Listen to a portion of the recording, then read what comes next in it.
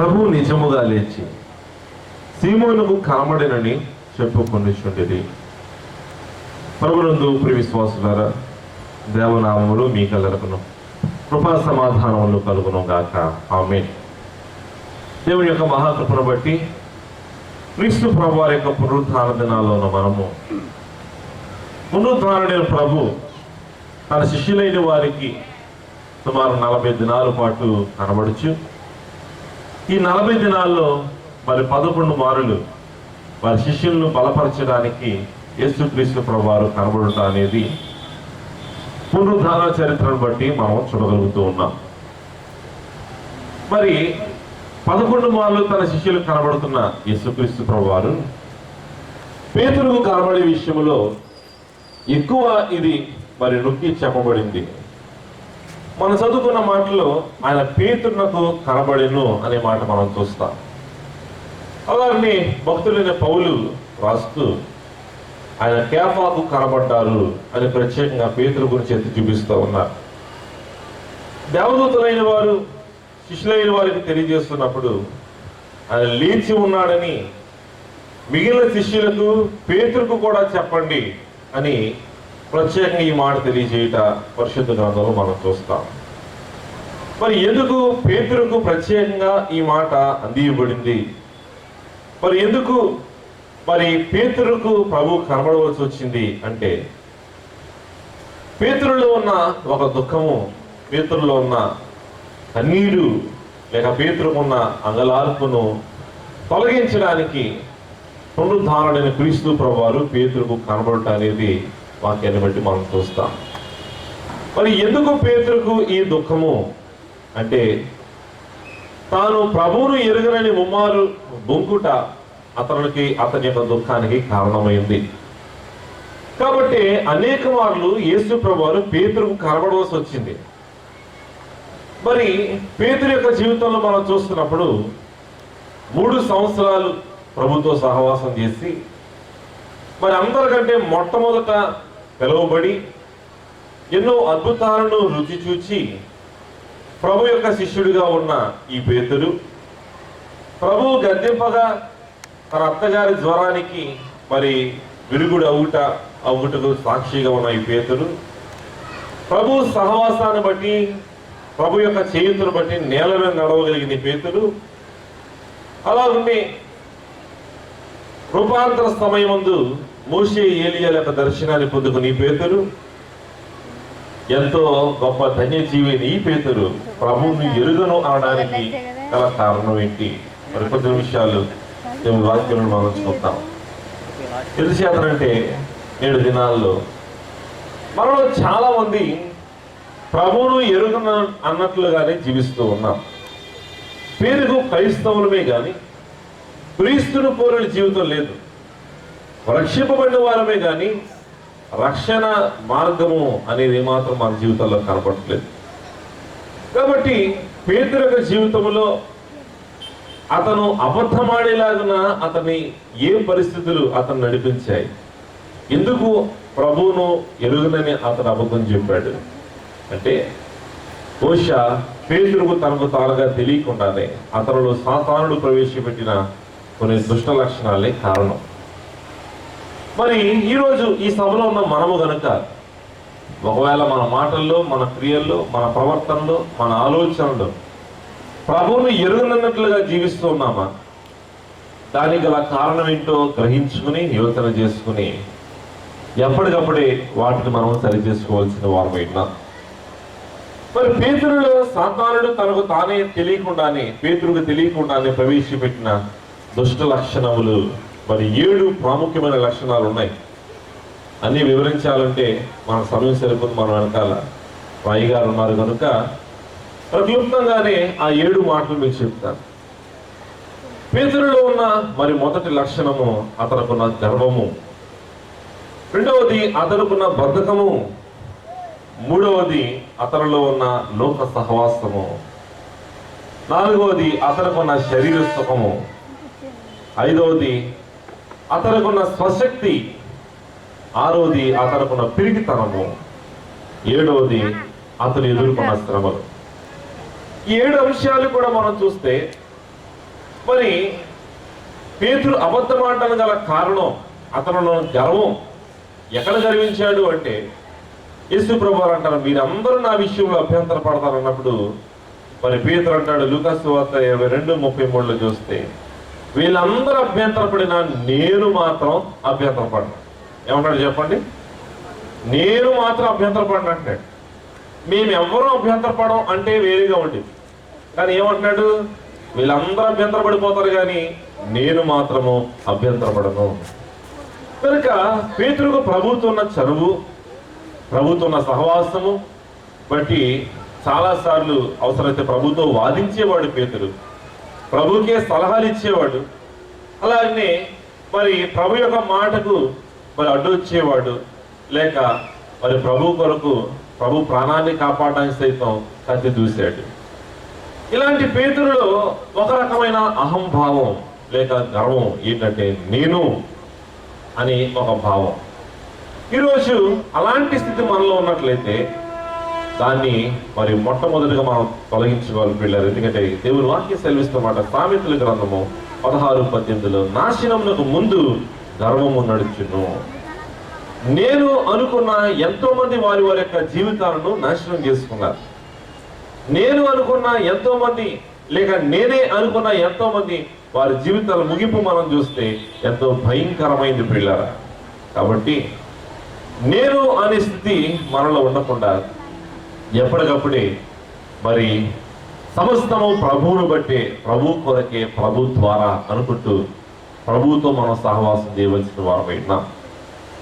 రెండవదిగా మనం చూస్తే అతనున్న బద్ధకం. ఏంటి అతనుకున్న బద్ధకం? మత్తయి సువార్త 26:40 మనం చూస్తే, యేసుక్రీస్తు ప్రభువారు గెత్సెమనే వనంలో తన చెమట నేలను పడుచున్న గొప్ప రక్త బిందువులాగా మారినంతగా ఎంతో వేదంతో ప్రార్థన చేస్తున్నారు. ప్రార్థన చేస్తున్న సమయంలో తన శిష్యుల దగ్గరికి వచ్చి చూస్తే వారందరూ నిద్రపోతున్నారు. నిద్రపోతున్న సమయంలో యేసు ప్రభువారు వారిని గద్దించి వారిని నాతో పాటు ప్రార్థన చేయండి అని చెప్పి ప్రత్యేకంగా ఎవరికి చెప్తున్నారంటే పేతురుకు చెప్తున్నారు. మత్తయి సువార్త 26:42 మనం చూస్తే, ఆత్మ సిద్ధమే కానీ శరీరము బలహీనమని పేతురుతో చెప్పి, ఎవరికి చెప్తున్నారంట? పేతురుకి చెప్పి మరి వెళ్తున్నారు ప్రార్థన చేయండి. తిరిగి వచ్చి చూసేసరికి వాళ్ళందరూ ఏం చేస్తున్నారండి? కొనికి నిద్రిస్తూ ఉన్నారు. నేడు క్రైస్తవ జీవితాల్లో ఎంతో మంది వారి యొక్క ఆత్మీయ స్థితి ఎదగకపోవడానికి గల కారణం ఏంటంటే వారిలో ఉన్న బద్ధకమే. దైవజనుడు మనం నేర్పింది ప్రతి తెల్లవారుజాము ప్రభు సన్నిధిలో ప్రార్థించి కనిపెట్టాలి. మరి ఇక్కడ ఉన్న మీలో ఎంతమంది అలా చేస్తున్నారో మీరే పరిశీలన చేసుకోండి. తెల్లవారుజాము లేచి ప్రార్థన చేస్తున్నామా? కనీసం లేచాకైనా ప్రార్థన చేస్తున్నామా? లేక పనులంటూ తిరుగుతున్నామా? మరి ఈ బద్ధకాన్ని బట్టి అనేకులు తమకు తాము తెలియకుండానే వారి జీవితాలను నాశనం చేసుకుంటున్నారు. ఇంకా చెప్పాలంటే బద్ధకము అబద్ధానికి దారి తీసేదే ఉంది. ఉదాహరణకు ఒక వ్యక్తి బద్ధకించి రోజు కంటే ఒక 5 నిమిషాలు ఎక్కువ పడుకుందామని పడుకున్నాడు. లేచేసరికి అది అరగంట అయింది. ఆఫీస్కి లేట్ అయింది. ఇక్కడ ఆఫీస్కి వెళ్ళాక యజమాని అడుగుతాడు, నువ్వు ఎందుకు లేట్ అయ్యావంటే ఏం చెప్తాడు? ఏమా నేను బద్దకించానంటాడా? అంట. ట్రాఫిక్ జామ్ అయింది అంటాడు.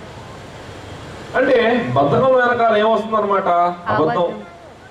ఎవరు ఎప్పుడు బద్దకించినా ఆ బద్ధకాన్ని కవర్ చేయాలంటే తప్పనిసరిగా అబద్ధం ఆడాలి. కాబట్టి పేతురు అబద్ధం ఆడడానికి గల రెండవ కారణము అతనిలో ఉన్న బద్ధకము. మూడవది అతనిలో ఉన్న లోక సహవాసం. ఒక ప్రక్క యేసు ప్రభువారిని మరి కొరడాలతో సైనికులైన వారందరూ కొడుతుంటే మత్తయి సువార్త 26:58 మనం చూస్తున్నప్పుడు పేతురు మాత్రం ఏమి తెలియనట్లుగా వెళ్ళి బంట్రోతులతో పాటు కూర్చున్నాడంట. ఎవరితో కూర్చున్నాడమ్మా? బంట్రోతులు. ఎవరైతే ఆయన కొడుతున్నారో, ఏ గుంపు వారైతే ఆయన హింసిస్తున్నారో వారితో పాటు కూర్చున్నాడు.